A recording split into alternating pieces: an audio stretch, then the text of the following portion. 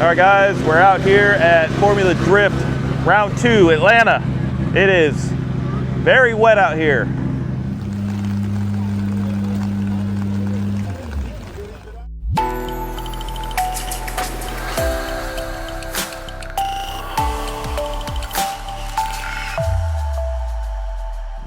But we're out here, Formula Drift Atlanta, Round 2. It's our home track. Had a ton of things that we had to get done in California to get the car here. Car's been here for a couple days. We got everything set up out in the rig. And then now we are ready to go out on track for the first practice. Don't know what we're gonna gain from it because it is raining right now and it won't be raining later this afternoon. So hopefully we'll get a little bit of footage for y'all, and we'll probably pick this back up down in the pits in a little bit.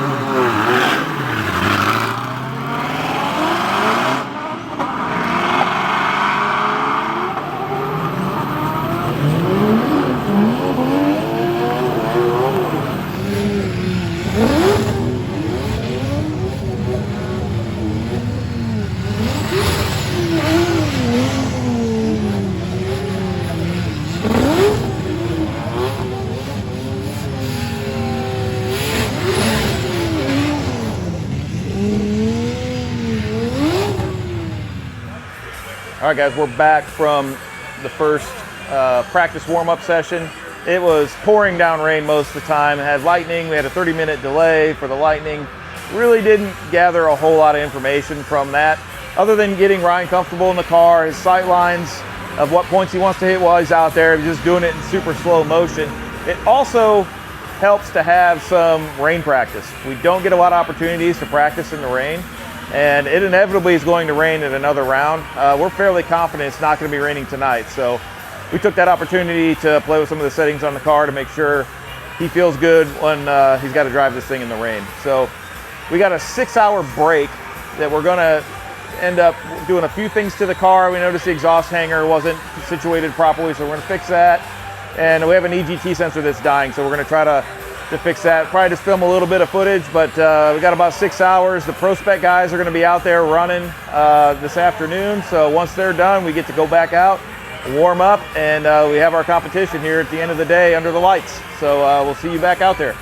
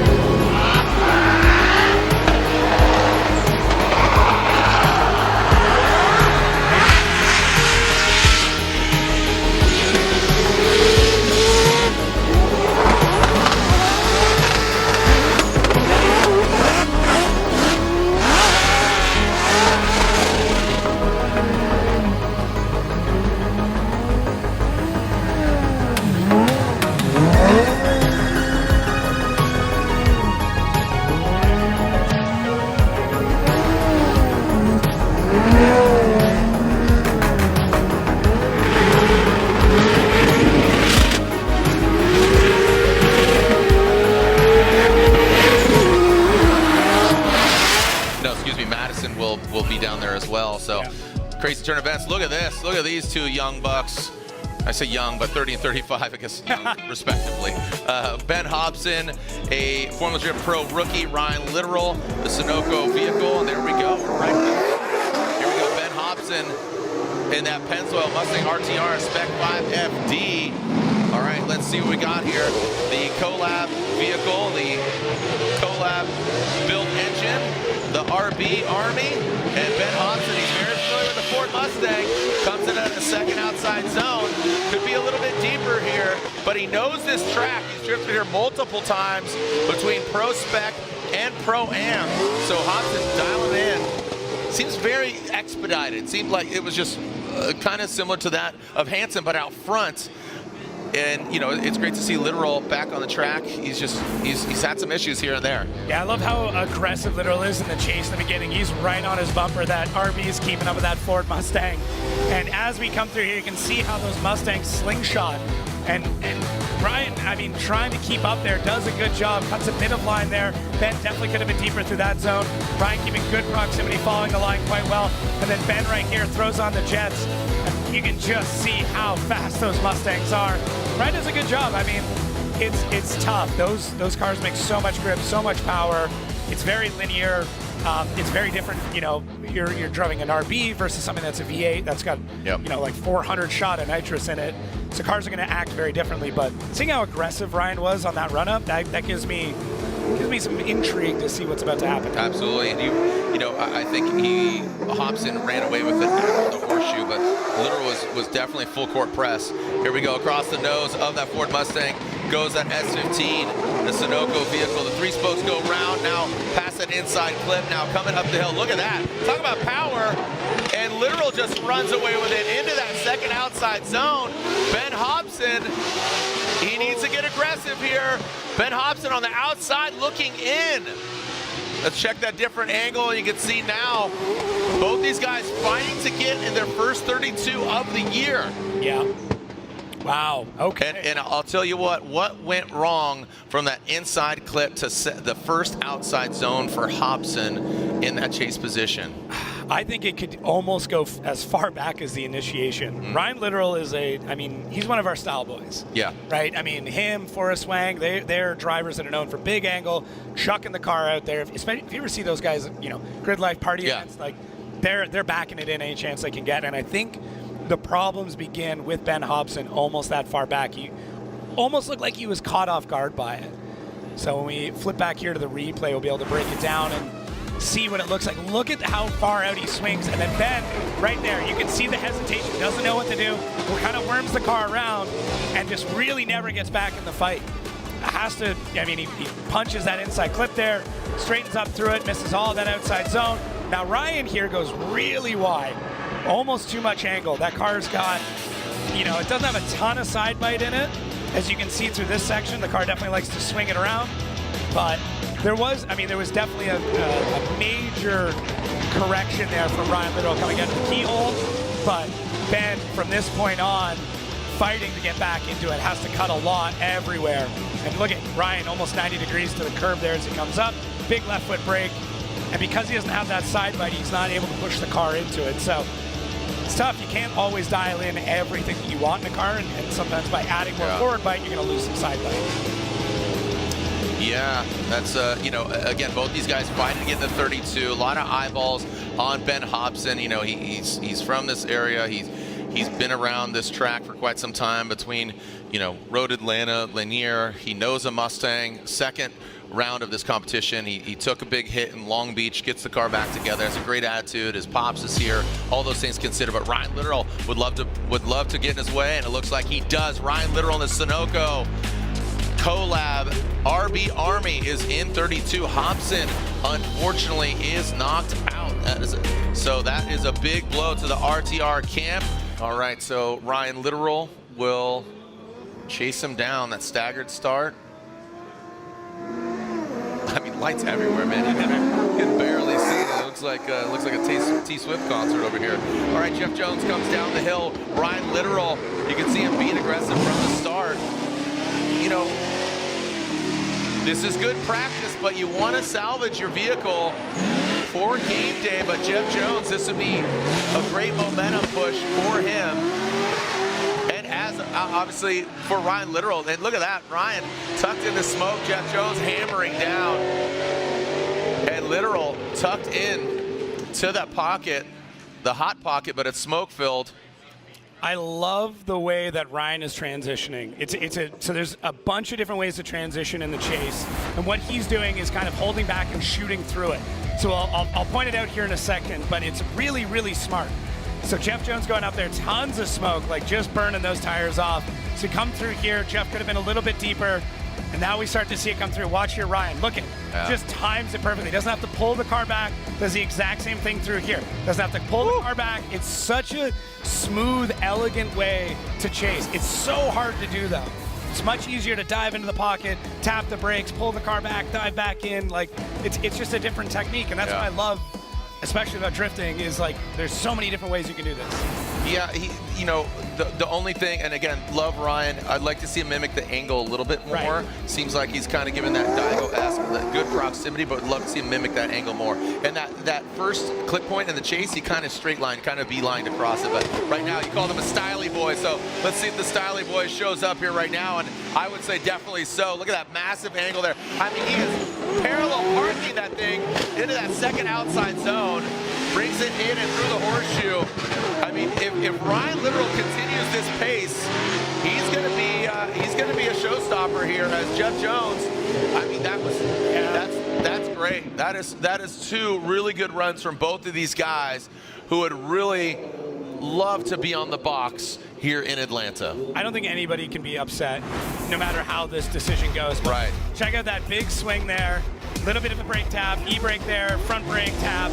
Comes to that inside clip, does a good job there. Jeff doing a good job keeping the car in proximity, but not super tight. Ryan scrubs a lot of speed there, so could have been a bit deeper through that outer zone, and then still on the power, is able to get the car rotated around. So still, while driving the car forward, bringing the car around. I'm happy to see the Ryan Litteral that we got to see back in Pro 2, the Ryan Litteral that we all know can drive this way.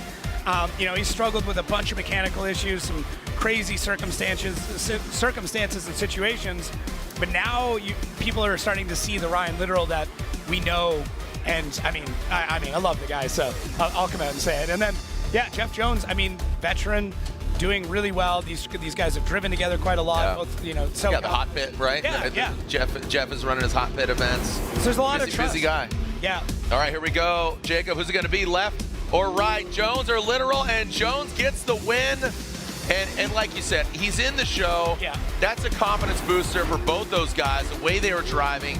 But Jeff Jones comes out on top. And look, you see Litteral even give thumbs up. Yeah. So, you know, that was a great run there. Even Sopa did a little dance for him. All right, guys, we're back after a really great Thursday night of seating for the 16. We made it through our first round. Ryan was really feeling the car, really comfortable. And we had a few mistakes to clean up, and we're going to go out there and do that today. You know, we had a great battle against Jeff Jones as well, but it was really close. I think it could have gone either way. But honestly, we were just happy that we made it into Saturday, considering the engine issue that we had in Long Beach. So yesterday we spent a ton of time. I didn't do any filming. We were super busy. We basically maintenance the entire car. We put a new clutch in it.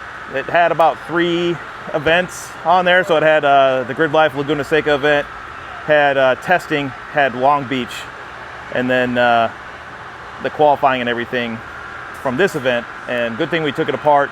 We saw some wear on the clutch that we've seen in the past that has caused it to hang up on basically the cage, the sliders, and the cage will it's rattling around in there. It's embedding itself into the aluminum sides, and that's our indication that it's time to change it out. So we went ahead and did that.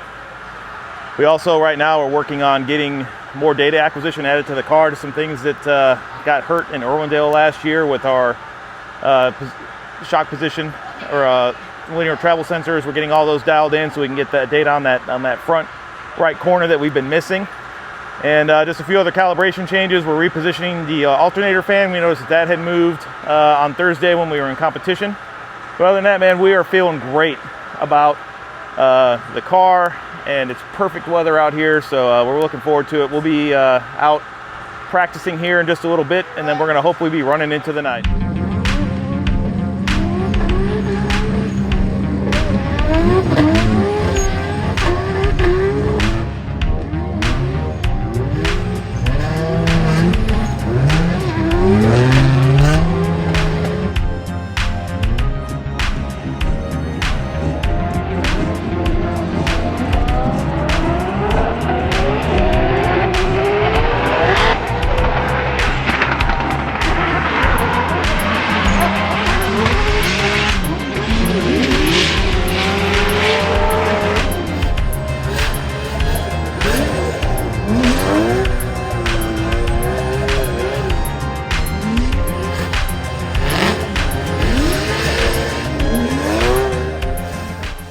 Olsen, Ryan Litteral, as we're about to see Simen Olsen, who got second at round 1, currently second in points. Ryan Litteral, Sunoco Race Fuels, Extreme Sim Magic, Kenda Tires. He is definitely proven to be here, but he's going against currently second in points, Simen Olsen, in that Feal Suspension GT Radial S15. Simen Olsen on a tear. 2 different builds, 2 very similar chassis, but look at this, Simen Olsen. Woo! Look at Ryan Litteral coming in to that second inside. Oh, we got contact. Oh, he stayed in it, and then Simen Olsen shuts it down. Coming out of that horseshoe, now snapping back, Ryan Litteral finishes out. So again, you saw Simen Olsen try to reinitiate and get back out there, so, you know, hey, we've seen this story, but 2 different outcomes. We'll see how that unfolds. Yeah, so this ends up playing out very similar to what just happened with Adam LZ, but let's take a look here. Simen Olsen doing a good job with initiation, and we're seeing Mr. Litteral there doing a phenomenal job in the chase, mirroring the angle here. A little bit later as he comes into this section, then Simen really tight there, and you can see in that case very clear the impedance that happens. So this is kind of the difference between this situation and what happened with Adam, where right here you can see when they transition out that Ryan is too tight in, and he's impeding. Yeah, and he impedes on the transition. Where I really, in the Adam situation, there's a ton of smoke in there, and it, I guess, wasn't as apparent in that situation as it was here. So very similar. The difference being what we're able to see at the time of that happening. Yeah. So yeah, and again, that the chase driver, to just elaborate and expand on that, basically, you know, with Ryan Litteral, he needs to be aggressive. He knows who he's going against. Simen Olsen, he's on a tear. He's absolutely delivering. 15 minutes later. Look at this. Yeah, I can believe it, but I'm actually surprised on how much damage was sustained to Simen Olsen's car. 15 minutes. Yeah, it's I mean, it was a substantial hit. I mean, it definitely. But first glance, though, we both thought it was going to become that. But not the case. Here we go. Ryan Litteral out front.